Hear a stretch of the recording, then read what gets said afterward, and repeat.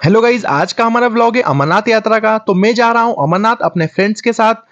तो मैंने सोनू को बोला बाय और वो सेड हो गई। फिर हम सबसे पहले गए इंदौर एयरपोर्ट और बाई फ्लाइट श्रीनगर गए। श्रीनगर की इस फ्लाइट में जम्मू और कश्मीर का जो नज़ारा था वो बहुत ही देखने लायक था।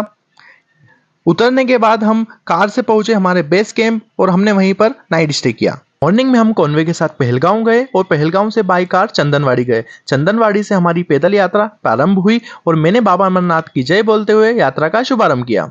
और आज हमें 12 किलोमीटर पैदल चलना है और शाम तक पहुंचना है शेषनाग।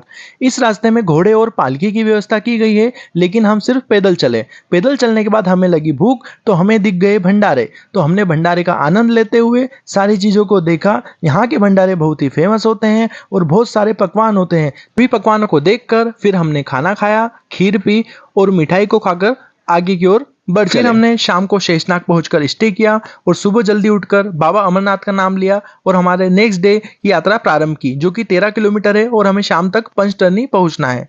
चलते चलते थकने के बाद हमने थोड़ा आराम किया और भंडारे में भोजन करने के बाद बाबा की भक्ति में मग्न हो गए और यहीं पर स्टे किया। तीसरे दिन सुबह जल्दी उठकर हम पवित्र गुफा की ओर निकल पड़े, जो कि 6 किलोमीटर की दूरी पर है।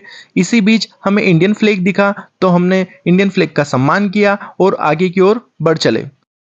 पवित्र गुफा में कैमरा अलाउ नहीं किया जाता है। हमें श्रावण के पहले सोमवार को बाबा के दर्शन प्राप्त हुए।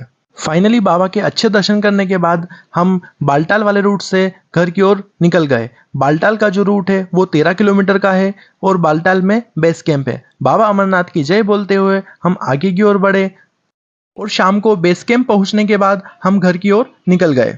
आपको हमारा अमरनाथ यात्रा का ब्लॉग कैसा लगा प्लीज़ कमेंट में बताएं और बाबा अमरनाथ की जय बोलना ना भूलें कमेंट में। तो बोलिए बाबा अमरनाथ की जय।